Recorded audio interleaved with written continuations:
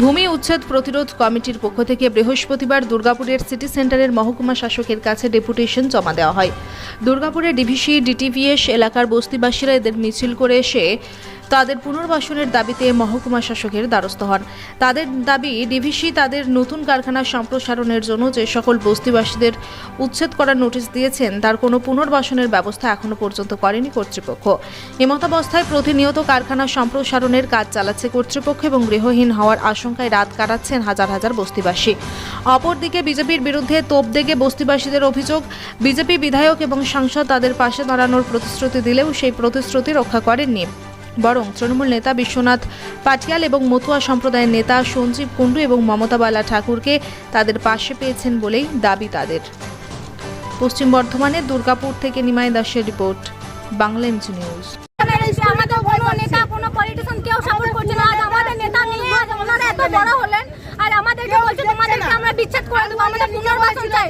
50-60 বছর ধরে আমরা এক জায়গায় বসবাস করছি, আমরা লোকের ঘরে খেটে খাই, আমাদের কোনো নিজস্ব কোনো চাকরিও নেই, কোনো পার্মানেন্ট কোনো জবও নেই, লোকের ঘরে খেটে খাই। আমাদের কাছে চলে যেতে আমরা কোথায় যাবো?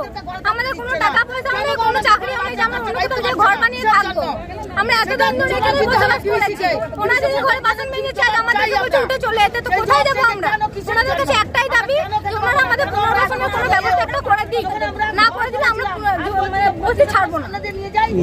কিছু জায়গার উপর বসে আছে, কাজ জায়গা আমরা ডিবিসি জায়গার উপরে বসে আছি, ডিবিসি লোক আমাদের উঠে এসে বলছে আমরা কত বছর ধরে কেন বসে? 50-60 বছর ধরে আমরা এখানে বসে রয়েছি। কোন রাজনৈতিক দলের নেতারা আমাদের সাপোর্ট করছে না। ওনাদের কাছে আমরা গেছিলাম, অনুরোধ করেছি, ওনারা তখন বলেছিলেন যে হ্যাঁ তোমাদের পাশে আমরা আছি, তোমাদের ভূমি আমরা তোমাদেরকে দিয়ে দেবো, তোমাদের সাপোর্ট আমরা আছি। এখন ওনারা লুকিয়ে বেড়াচ্ছে, এখন ওনাদেরকে খুঁজে পাওয়া যাচ্ছে না, ওনারা কোথায় আছে? কার সাথে কার কথা বলতো? বসে আছে। আধার কার্ড কোথাও? আধার কার্ড এখানকার, ভোটার কার্ড এখানকার, স্কুল সার্টিফিকেট, জন্ম সার্টিফিকেট সবকিছু এখানকার। এখন ওনারা বলছে এখান থেকে উঠে চলে যেতে, আমরা কোথায় যাবো? কি নাম তোমার? আপনাদের দাবি কি? আমাদের দাবি আমাদের পুনর্বাসন চাই। আমাদের আর কিছু জানো, আমাদের পুনর্বাসন চাই। পুনর্বাসন না দিলে পুনর্বাসন না দিলে আমরা জায়গা ছাড়বো না। আমরা এখানেই করবো, এখানেই মরবো, এখানেই বাঁচবো, আমরা কোথাও উঠে যাবো না। তোমার নাম? আমার নাম সুমনা। সুমনা কি? সুমনা বাবু। কোথায় গেল বা কোথায় গেল কেন? ওরা বলে আমাদের কাছে যে টিকটি পাওয়া যেত, ওরা নিখোঁজ কেন? কিসের জন্য নিখোঁজ? তাদেরকে জবাব দিতেই হবে। আমাদেরকে খাবার, রাত্রের ঘুম সবকিছু কেড়ে নিয়েছে, কিসের জন্য?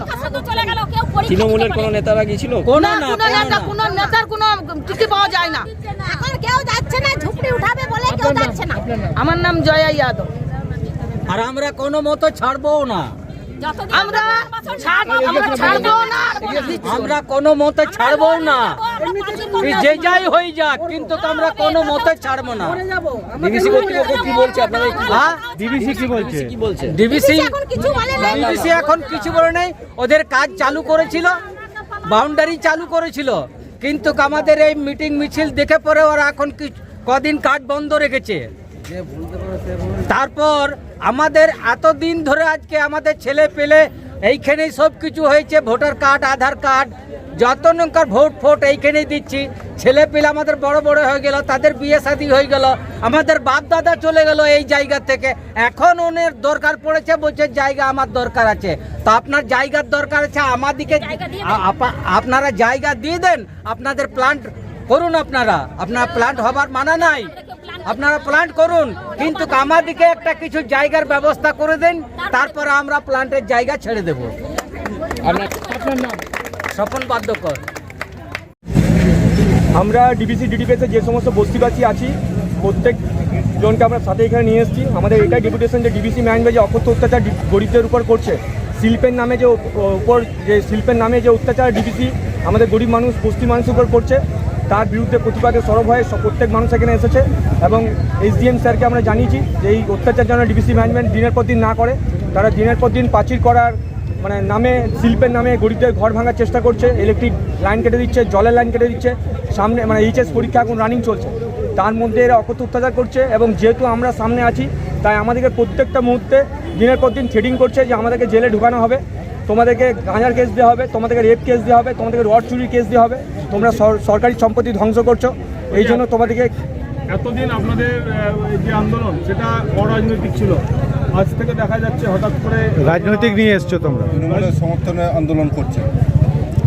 আমরা তৃণমূলের দেখুন এতদিন আমরা অরাজনৈতিক আন্দোলনে নেমেছিলাম, কারণ আমাদের মধ্যে কেউ বিজেপি করে, কেউ টিএমসি করে, কেউ সিপিএম করে, কেউ কংগ্রেস করে, কিন্তু দিনের পর দিন দেখছি আমাদের সাথে বিজেপি আসেনি, কংগ্রেসও আসেনি, সিপিএমও আসেনি, শুধুমাত্র এখন আসছে টিএমসির কিছু নেতারা এখন আমাদের সঙ্গে যোগাযোগ করছেন এবং আমাদের সাথ দিচ্ছেন।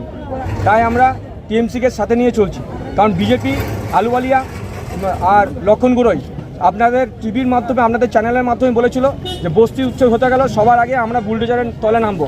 তো বুলডোজার তো দূরের কথা, ডিবিসি ম্যানেজমেন্ট যখন আমাদের এখানে পাঁচির দিতে আসছে, ঘর ভাঙতে আসছে, জল কাটতে আসছে, ইলেকট্রিক কাটতে আসছে, তখন তাদের টিকিটেও আমরা দেখতে পাচ্ছি না।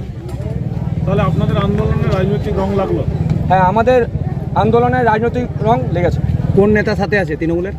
আমাদের তৃণমূল বিশ্বনাথ পারিয়াল সাথে আছে, সঞ্জীব কুন্ডু মহাশয় সাথে আছে, মমতা ঠাকুর সাথে আছে। আন্দোলন চলবে? আমরা আন্দোলন চালাবো। আজকে কি করলো? আজকে আমরা এসডিএম স্যারের কাছে এসেছি যে আমাদের কোনো একটা ব্যবস্থা করুন, আপনার হস্তান্তর আমরা একাউন্টে জমা করব। আপনার নাম? আমার নাম অরিন্দম নায়ক।